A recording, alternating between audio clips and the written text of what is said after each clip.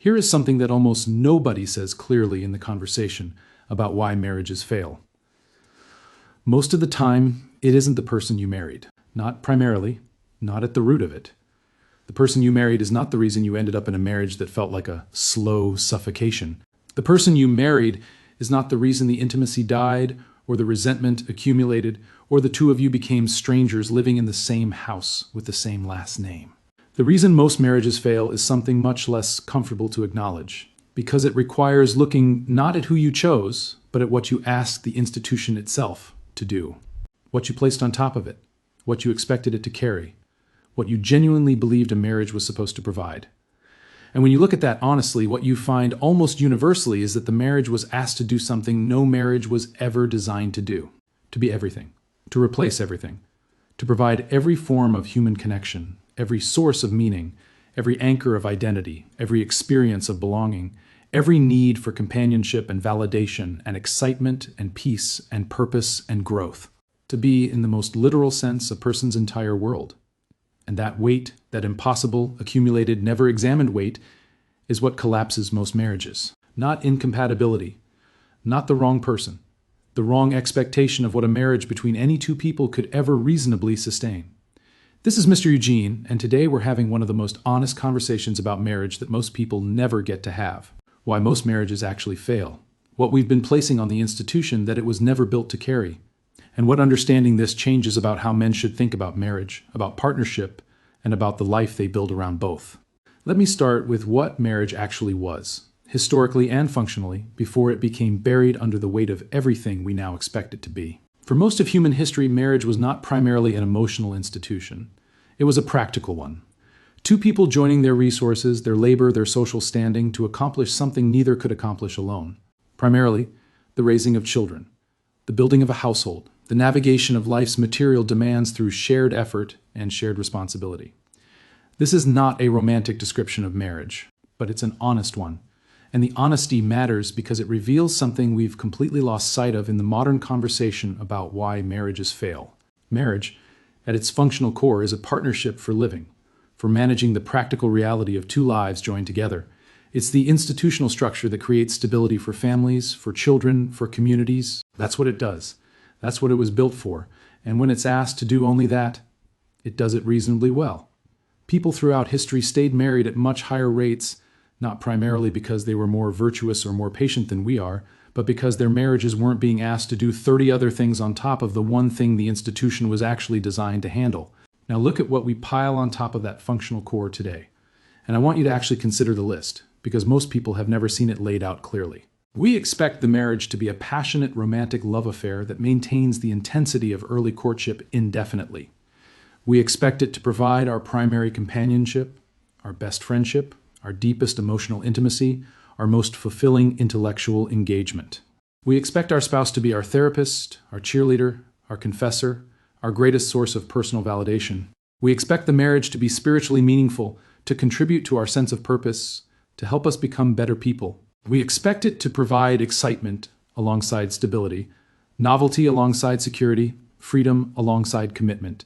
We expect the other person to understand us completely, support us unconditionally, desire us consistently, and somehow remain fascinating to us across decades of daily proximity. We have taken a humble, practical institution and buried it under an avalanche of expectations that no structure built between two human beings could possibly sustain indefinitely. And then when the marriage buckles under that weight, when the romance fades, or the friendship cools, or the intimacy declines, or the excitement of early courtship becomes the settled routine of long-term partnership, we conclude that something went wrong with the marriage, that we chose wrong, that the person we married failed us, that the relationship is broken. But nothing went wrong with the marriage in most of these cases. What went wrong was the expectation. The impossible, unexamined, culturally programmed expectation that one relationship between two specific people should replace every other form of human connection and provide every experience of meaning, belonging, and fulfillment that a complete human life requires. That expectation is what breaks marriages, not the people inside them. Let me make this concrete, because abstract arguments about institutional expectations don't capture the real human cost of what I'm describing. Think about what a man typically gives up when he marries. His close male friendships, which tend to atrophy in marriage because his social time is now primarily oriented around the couple and family. His individual pursuits, the hobbies and interests and solo activities that gave him a specific kind of replenishment that partnership doesn't provide. His broader community of meaningful relationships, which contract as the marriage becomes the gravitational center around which everything else orbits. And think about what he places in the marriage's hands as a result of giving those things up. The companionship that used to be distributed across multiple friendships is now concentrated entirely in her. The sense of being known and understood that used to come from deep friendships over years is now expected from her alone. The intellectual stimulation, the challenge, the sense of being genuinely seen, all of it funneled into one relationship. She, simultaneously, has done the same thing.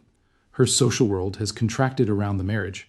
Her need for someone to talk to genuinely and deeply and at length is now directed primarily at him. Her need for emotional attunement, for being understood and validated and supported through every complexity of her interior life, is now almost entirely his responsibility to provide. Two people, each carrying the full weight of their social, emotional, and psychological needs, pressing all of that weight against each other in a single relationship. No other significant outlets, no meaningful distribution of needs across multiple relationships and communities, just the two of them holding the entire load. This is not a marriage. This is two people using each other as life support, and life support eventually fails. Because human beings are not designed to be entire worlds for other human beings. We are designed for community, for diverse relationships across multiple people and contexts, for the specific nourishment that comes from different kinds of connection, friendship, mentorship, community, partnership, each providing something the others cannot. When we collapse all of those different connections into a single marriage and then wonder why the marriage is failing under the weight, we're asking entirely the wrong question. The question isn't what went wrong with the marriage. The question is what made us believe that one marriage could carry what an entire village used to provide. Let me talk about something that sits at the very center of this problem and that most men need to hear directly. The idea that your wife should be your best friend, your most passionate lover, your primary emotional support, your intellectual equal in challenge, your spiritual companion, your greatest admirer, and the person you most want to spend time with, all simultaneously, is not a high standard for marriage. It's an impossible standard for any single human being to meet consistently across decades. And the man who measures his marriage against that standard will find his marriage failing not because his wife is inadequate, but because the standard itself is incoherent. A best friend provides something specific: long shared history, ease of company, the particular freedom of a relationship that doesn't carry the weight of shared finances, shared parenting, shared household management, and the daily negotiation of two lives deeply intertwined. That ease, that specific quality of friendship, is structurally unavailable in a marriage because marriage carries things that friendship doesn't. A passionate lover provides something else specific: novelty. The particular electricity of desire that tends to be most available in the early stages of a relationship before deep familiarity sets in. The marriage that expects to sustain early-stage passionate love across decades is expecting something that human neurology does not provide. Not because the people stopped caring, because the brain stops producing the neurochemicals of early romantic love when a relationship moves into deep familiarity. This is biology, not failure. A primary emotional support provides something else again: the capacity to be fully present for another person's psychological and emotional reality with patience and attunement. But this capacity is finite. It depletes. It requires its own replenishment. A man cannot be his wife's primary emotional support if she is also the person he relies on for his own emotional support, because the support has nowhere to come from. They're drawing from the same depleted well. None of these things are failures of love or commitment or compatibility. They're the natural, inevitable consequences of asking one relationship to provide what is structurally the work of many. So what does understanding this actually change for the men in this audience? For men who are currently in marriages that are struggling, this framework offers something genuinely useful.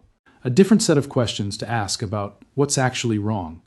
Instead of what is wrong with her or what is wrong with us, ask what are we expecting from each other that no two people could reasonably provide? Where have we collapsed our entire lives into this one relationship in ways that have left both of us depleted and resentful? What needs are we placing on the marriage that should be distributed more broadly across friendships, community, individual pursuits, and sources of meaning that exist outside the relationship? These questions often reveal that what looks like incompatibility is actually overloading. That the resentment isn't about the person, but about the impossible position both people have been placed in by expectations neither of them consciously chose, but both absorbed from culture. For men who are contemplating marriage or who married again after a first marriage ended, this framework offers a different way to build. Not just choosing the right person, which matters, but structuring the life around the marriage thoughtfully, maintaining the friendships, keeping the individual pursuits alive, building community that exists independent of the couple, ensuring that the marriage is not the only source of anything significant in either person's life. Because a marriage that is one important relationship among several meaningful ones is a marriage that can actually breathe, that doesn't suffocate under the pressure of being everything to everyone inside it. That has enough space between the two people that genuine desire and appreciation can exist, rather than being crushed out by the constant proximity of total interdependence. And for men who are on the other side of failed marriages, carrying the weight of believing they chose wrong or that something about them made the marriage impossible, this framework offers something else. The recognition that the failure of the marriage was not necessarily evidence of the wrong choice or a fundamental inadequacy in either person. It may simply have been evidence that two well-intentioned people placed an impossible load on a structure that was never designed to carry it, and that the lesson from that failure is not about choosing better next time. It's about building differently next time. About understanding what marriage can actually provide and what needs to come from somewhere else. Most marriages fail not because the wrong people married each other. Most marriages fail because two people who may have been entirely right for each other placed impossible expectations on an institution that was never designed to bear them. And those expectations, never examined, never challenged, never replaced with something more honest and more sustainable, crushed the marriage from the inside while both people stood outside the wreckage, wondering what went wrong with the person they chose. Nothing went wrong with the person. Something went wrong with what was asked of the institution. And understanding that distinction is, for many men, one of the most clarifying realizations of their adult lives. Men, looking back at your own marriage or marriages you've watched fail around you, how much of the collapse came from the wrong person versus the wrong expectation of what one person could ever provide? Subscribe for the honest conversations that give good men the framework to finally understand what actually went wrong and what to build differently next time.